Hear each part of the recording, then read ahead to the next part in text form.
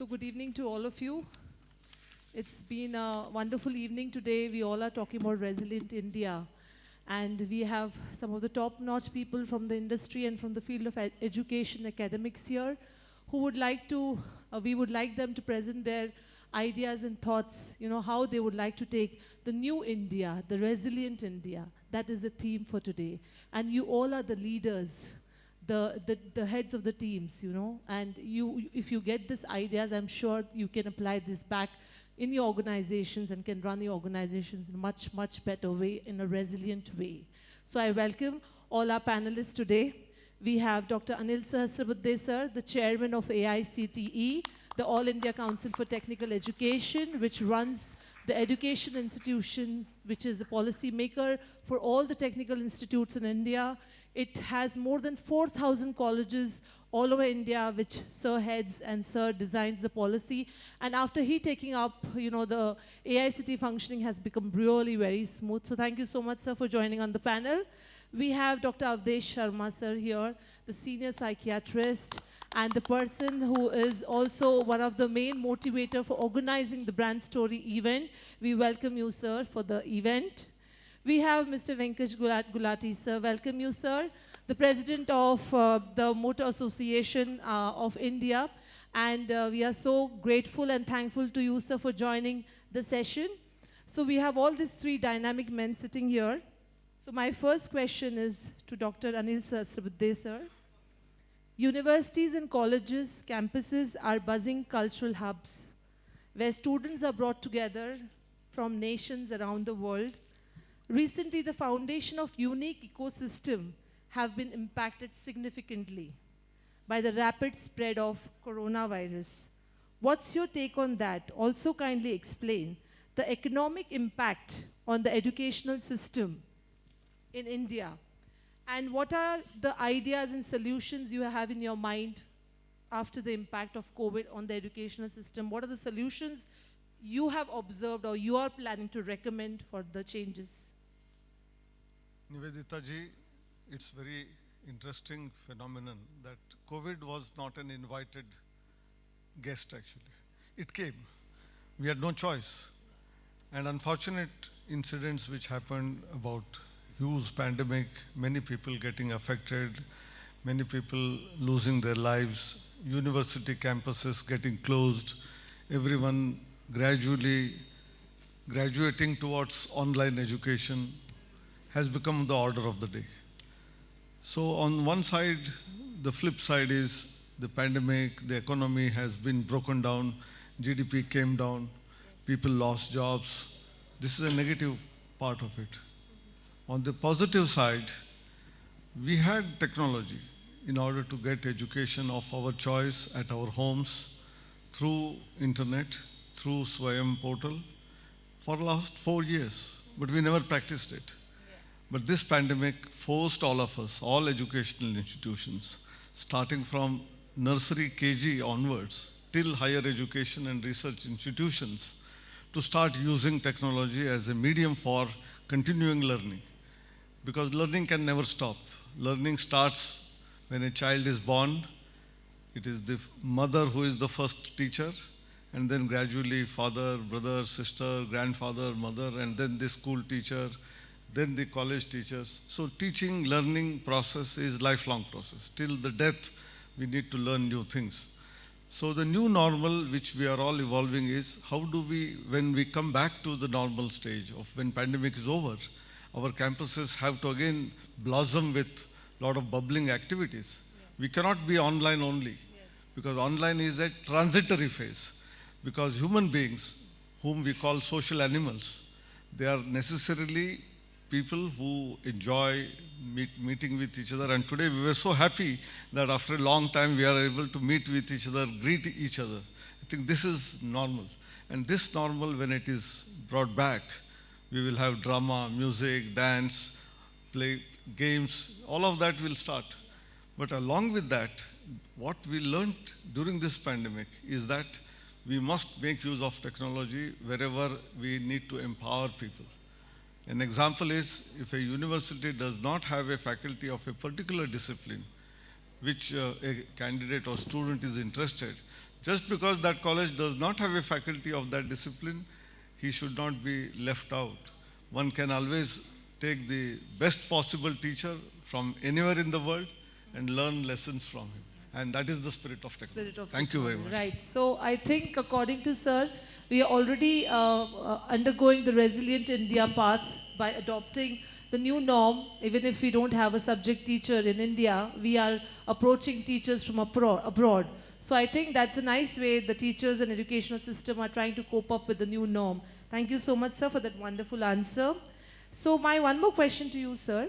With online education now becoming a sort of norm, testing and admissions are going to witness a big shift, right, in the ways they were earlier conducted. How do you expect the role of AICTE and other government agencies to change to cope with these new changes without compromising on the quality of education? Part of that I had answered in the previous question, but I think it is not due to COVID, but even prior to that, most of the entrance examinations for admissions to maybe IIMs through CAT or for IITs through joint entrance exam or medical exam for NEET, they have all transgressed from handwritten answers to objective type questions. We started with what we called earlier OMR sheets and filling of bubbles, to then the online using computers, we are answering the answers, and then the answers are evaluated instantaneously because the answers are preloaded on the software, and the result will be out within no time. So the order is already in place. What we need to do is how more ethical, honest means of conducting such tests are going to happen, even without what we call proctored examinations. Today we also talk about proctored examination because we want students not to copy with each other, from each other. So how we can have technology with cameras of the laptop or PC or the mobile watching the candidate, what are his actions, and is he copying from the neighbor, is he looking at the books and answering, or is he from his own mind he's writing? Or is his mother or father answering the questions all or attending the class? Most of them is happening like that now. This is what we need to do. You talked about mother and father. Yes. But interestingly, forget about the entrance exams and the university examinations. At the level of kindergarten to KG, many projects are given by the teachers for the students. And it is not done by the students themselves, but only parents are struggling in the evening, night, and next day the candidate has to submit it to the school. I think this is what we have to change. You know, whatever little child understands, wants to do, tries to do, maybe failing, maybe succeeding, I think that spirit has to be imbibed. Right. Okay. Perfect. Thank you so much, sir. Wonderful answer. I'm sure many of us here who are parents might be understanding what we are talking right now, right? Thank you so much, sir. My next question to Dr. Avdesh Sharma, sir. Mental well-being is finally receiving the mass attention that is always deserved. Do you see mental well-being becoming part of our daily conversations around holistic health from now on? So do you think it is going to be our day-to-day activity, and do you think people or government or society is doing enough to make mental well-being a day-to-day activity? Thank you, Dr. Nivedita. Your questions have few parts. Your very first question about mental health receiving the attention. You know, when I came in the evening, I was thinking that I would hear something great about leadership, right from Sandeep Singh ji, Sister Shivani, and then Daji, and then, of course, Nirja Birla, and then Shana NC. They only talked about mental health. I thought this was a conclave on mental health. And very pleasantly surprised, very happy that the brand story and today's conclave has brought it to the focus. And there is a reason, I'll very briefly tell you.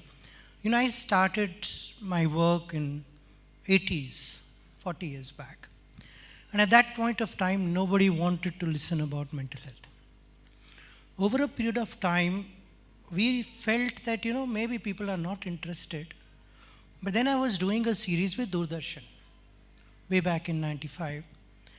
And Doordarshan being the only channel at that point of time, I was very surprised that within about a month, it came in the top 7 program. Okay. Something called Mind Watch, which incidentally later on became the longest run series in the world on mental health, and which is by India. And the second thing was Man Ki Baat, which is now Prime Minister's flagship program. But before that, it has been a mental health series by Doordarshan, 78-part series. And the DG of Doordarshan said, "Kaun sunega? Why would people be interested?" I said, "Sir, mujhe nahi malum, but why it has come to top 10, let's discuss." And I'm bringing it to what is happening now. 1 in 4 people by WHO statistics have mental illness, not mental health issue. And another about 25 to 30% of people have mental health issues which are not yet illnesses. If we look at the mental health needs of the country, everybody needs it. Because there is only one way to see the world, and that is through our mind. Whether you are a teacher, a student, you are a skilled person, you are a leader like him, it is only your mind which is able to pick out facts and then turn it into whatever you want to. So for us to become resilient, our minds have to first become resilient. I'm very happy that, this particular fact has come to the fore. The biggest challenge is, who does it? This question has come up, oh yes, the need is there, karna kya hai? I want to ask, and sorry, I'm not saying it with any kind of arrogance, I'm saying it with a lot of humility. Can everybody sitting here start working with 10% of the population that they serve, which is their company, and start looking after their mental health? I'll give you statistics. And, I'm working with the World Psychiatric Association at this point of time. Nowhere in the world, any of the big brands, whether it's Google, it's Amazon, Facebook, they don't have a very systematic plan for mental health, even for their own employees, let alone the population at large. So can each one sitting here, and those who are in the industry, and those who are in leadership, start with small steps in their own homes, in their own places of work, and wherever they have a circle of influence. Because resilience cannot be taught. It has to be shown by example. So can it start from home, जहाँ पे कि शायद parents नकल मार के ना पूरा करें, शायद जहाँ पे वो ये दिखाएं कि कोई प्रॉब्लम आई है तो वो एकदम से बिखर गए हैं. Can they start becoming resilient? So in the coming next 10 to 15 years, we would have a population of young people who would be resilient. Because COVID has come, COVID has gone, third wave may come, economic problems may come, there may be inequalities which will be there. But like Sister Shivani was saying, those are problems outside. How do I respond to it will make all the difference. Can we learn these skills within our own communities and put them? Because I'll tell you one more statistic before I finish. $1 that you spend gives you $7 in terms of productivity back. So it is no longer about doing good. It is not only about being a responsible citizen. It's also for your own industry. Just think if you were to lose the CEO of your company because he has a mental health issue. Anybody can have, I can have. But losing that person whom you have invested in for so many years and replacing that person is not easy. So why don't we start investing? And it's very easy to do that. It doesn't cost much. There are simple programs that are available at physical, mental, emotional, social, and spiritual dimensions which can be clubbed together. There are people around who would be willing to work with you, but only if you allow them to. Wonderful, superb. Yes, we have to begin with our own houses, own organizations, with our own population. It's a fantastic, hum sirf baatein karte hain, but nobody takes action. So it's a time to take action to make India a resilient India, because as you know, everywhere I have been hearing hahakar machi hai. People are going through a lot of tough times, tough phases, and we the leaders, we the team leaders have to take the call and the action and plan for it. Thank you so much for that wonderful suggestion and the tips what you give to us. My next speaker today is, we have Mr. Venkash Gulati, sir, the President of Federation Automobile Dealers Association. First and foremost, sir, congratulations, you have got a beautiful smiling face. So this is what we all need to really keep up, is a good smiling face all the time. So ever since I have seen you, you have been smiling. So that's a great compliment for you. So here I want to ask you one question regarding the automobile industry. The COVID-19 pandemic has had a swift and severe impact on globally integrated automotive industry. What are the potential long-term impact scenarios on automotive industry, companies, and what are the practical next steps to take to preserve business continuity is my question to you. But at the same time, I still don't feel very well with this question, because as in Mumbai, I am from Mumbai, the trains have stopped. No, train is a lifeline of Mumbai. Trains have stopped, buses have stopped, and I've seen only cars and bikes, in fact, more on the roads. So I think industry is either growing, or what is the scenario like? Yes. So thanks, Nivedita. So, first, thank you very much. I'm in an August gathering of panelists who are all from education field except me. All the three are, but one introduction which is missing from my side, that I am also from the education side. Professor Sahastra Buddhe knows us well. My father is Girdhar Gopal Gulati. We are from United, so we are into education too. And really the kind of resilience we have seen in our education line because of Sir is what is helping us come out of that. Thank you, sir, for that. So now coming to your original question. Obviously, yes, normally the public world, the private world, the business world, when you stop something for 2 months, any machine, if you restart after some time, any business you restart after some time, it's very difficult to come back on your normal thing. And very difficult to come back with the same position what you were before. So you obviously lose the steam, the growth speed, what is happening. But Indian, you know, we normally try to live the easy life. And I'm happy to tell you that COVID has actually taught us how to live the hard life. And I am a firm believer that good habits form at the time when you are at your worst or something wrong is happening with you, because that forces you to get in a good way in a working. Even in our auto retail trade, we were gung-ho before growth was happening. We were expanding. I don't know if you going around, you must be seeing a lot of Taj Mahal size showrooms coming up, and we hiring people. If you go and go to a mall and buy something, maybe nobody will ask you a tea, but if you come to our showroom, we'll have a cafe opened where we'll ask you what type of tea you want. So that's what we were going in, and COVID taught us that these are not the basics. These are things which is there, but still you have to have your basics right, which we forgot for the past 4-5 years. So we were living in a world which was not the genuine world. So I'm not right to say, but I'm thankful as an industry, COVID had been the biggest catalyst for us to learn, relearn things, go back to basics, that a lean and a mean business is better to survive all the downturns and the uncertainty what we are seeing. So our dealers have really done good. We had help from the government, from our manufacturers whom we represent, even the customers.